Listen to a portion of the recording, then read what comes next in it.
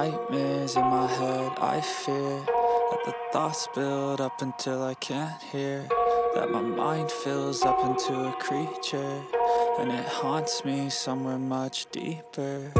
Anxiety, filling up every space, no privacy, and silently, it could build and build until you. Salam sejahtera Malaysia, denyut nadi suara rakyat bergema di channel ini. Terkini daripada sinarharian.com.my. Bertajuk, mana bukti kami disogong, kata MP Labuan yang mahu saman pemfitnah. Berita penuh, Kota Kinabalu, Ahli Parlimen Labuan Datuk Suhaili Abdul Rahman akan mengambil tindakan saman terhadap pihak yang memfitnah beliau menerima sogokan atas tindakannya menyokong kerajaan.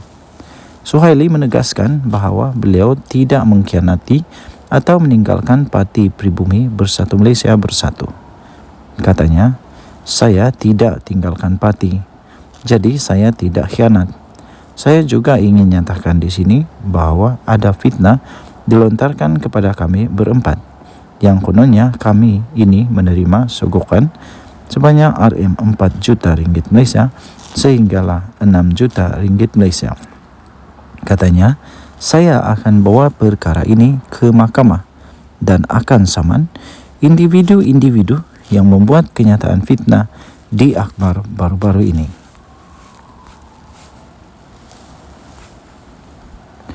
Katanya, saya akan minta dia buktikan mana bukti kami disogok. Kalau tidak, saya akan saman malu. Katanya ketika ditemui pemberita di Pusat Konvensyen Antarabangsa Sabah SICC pada Isnin. Ditanya lanjut bila tindakan itu akan diambil, beliau memaklumkan ia akan dibincangkan bersama 3 lagi ahli parlimen lain berhubung perkara tersebut. Katanya, pertama, kami akan bincang antara 4 orang kerana kami telah mengambil ketetapan untuk menyokong kerajaan tanpa meninggalkan parti, katanya. Pada 30 Oktober yang lalu, Suhaili mengumumkan sokongan terhadap kepimpinan Perdana Menteri Datuk Seri Anwar Ibrahim dan Ketua Menteri Sabah Datuk Seri Haji G. Muhammad Noor.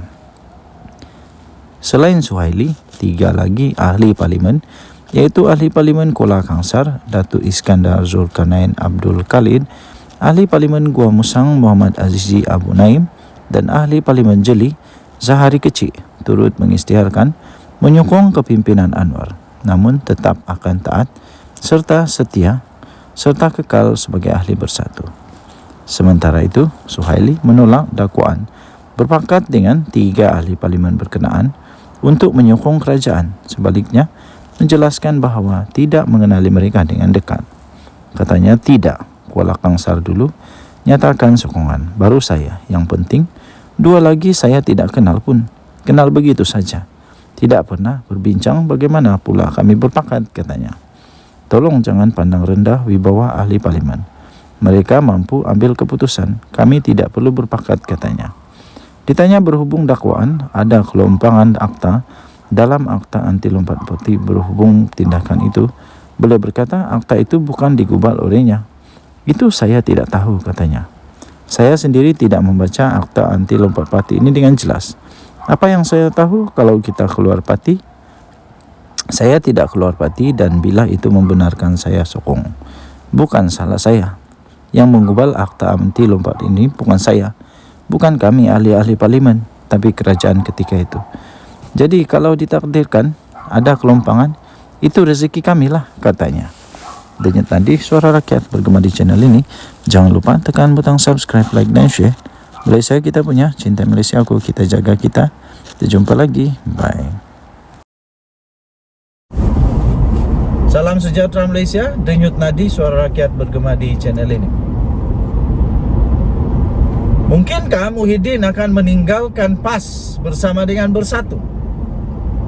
Mungkinkah Mahyadin Mat Yassin akan meninggalkan PAS, membawa keluar Bersatu, meninggalkan PAS? Mungkinkah akan berlaku? Apa tidaknya kalau tiba-tiba Najib bergabung dengan Muhyiddin, kerana itu yang disuarakan oleh penyokong-penyokong Muhyiddin, penyokong-penyokong bos, maafkan saya, bukan penyokong Muhyiddin, penyokong bosku. Penyokong bosku mahu melihat ada lembaran baru kerjasama di antara Muhyiddin dan juga Najib Razak. Tetapi masalahnya, seperti yang telah diucap-ucap, diratib-ratib berkali-kali oleh Presiden PAS Tan Sri Hadiawang, Tok Guru Hadiawang, Datuk Sri Hadiawang agaknya. Saya pun tidak berapa ingat pangkat dia, gelaran dia. Tapi yang penting Tok Guru Hadiawang lah. Tok Guru Hadiawang, dia kata tak boleh bersama dengan orang yang tak suci. Susah kalau ada penjenayah, bekas penjenayah dan sebagainya. Kalaulah bersatu, kalaulah betul Najib bergabung dengan Mahyadin Mak Yassin bersatu semula, pastinya seperti yang diucap oleh Hadiawang, dia tak akan dapat terima Najib, tak akan dapat terima bekas penjenayah, tak akan dapat terima penjenayah. Makna kata hanya ada satu harapan, yaitu kemungkinan bersatu terpaksa meninggalkan PAS, terpaksa keluar dari Perikatan Nasional, berdiri sendiri untuk dapat kerjasama dengan Najib Razak kalau memang betul mereka mau bekerjasama. Jadi terbubarlah Perikatan Nasional seperti Muafakat Nasional dulu, kalau itu berlaku. Di mana Muafakat Nasional dulu ialah di antara UMNO dan juga PAS, tapi akhirnya bubar kerjasama Muafakat Nasional di antara PAS dan UMNO. Tapi Muafakat Nasional masih ada sekarang, bergerak sebagai NGO. Kalau saya tidak silap, ada orang-orang besar UMNO di sana dulu, bekas orang-orang besar UMNO, dan juga ada Zuraida Kamarudin kalau saya tidak silap dalam itu. Jadi apakah akan berlakunya, kita akan nampak nanti. Apakah akan betul berlaku bersatu akan meninggalkan PAS? Jadi tuan-tuan dan puan-puan yang dihormati sekalian, ditambah pula dalam bersatu sekarang sudah banyak yang sudah pun didakwa di mahkamah.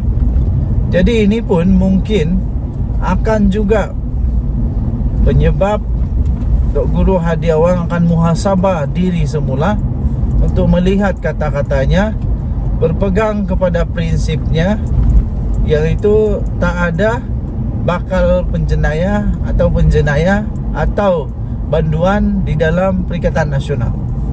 Kalau tiba-tiba ada yang kena penjara, macam mana? Adakah Tok Guru Hadiawang sanggup untuk menjilat ludahnya sendiri, atau beliau akan betul-betul berpegang kepada prinsip yang sudah dia sebutkan itu? Okey, seterusnya mungkin juga ini satu peluang untuk Muhyiddin mengelakkan dirinya bekerja sama semula dengan Mahathir. Lagi pula, Mahathir tak boleh bekerja sama dengan Najib Razak. Masih ingat lagi ketika kempen pilihan raya dulu, ketika Barisan Nasional tumbang kepada Pakatan Harapan, Mahathir berkempen dan berjanji kalau dia jadi Perdana Menteri, perkara pertama yang dia akan buat, dia akan pastikan Najib masuk penjara. Jadi tuan-tuan dan puan-puan, pastinya Najib dan Mahathir tak akan boleh duduk sebumbung, kecualilah berlaku keajaiban seperti Datuk Seri Anwar Ibrahim dan Mahathir. Tetapi pada hemat saya, tidak mungkin Mahathir boleh terima Najib. Kerana itu, kalau memang betul bersatu, bekerjasama, Muhyiddin bekerjasama dengan Najib Razak, saya fikir kemungkinan yang agak besar untuk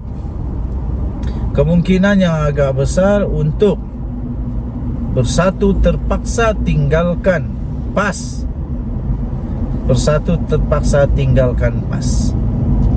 Untuk mengelak Najib nanti bergaduh dengan Mahathir, untuk mengelak daripada Tok Guru Hadiawang terjilat ludah sendiri.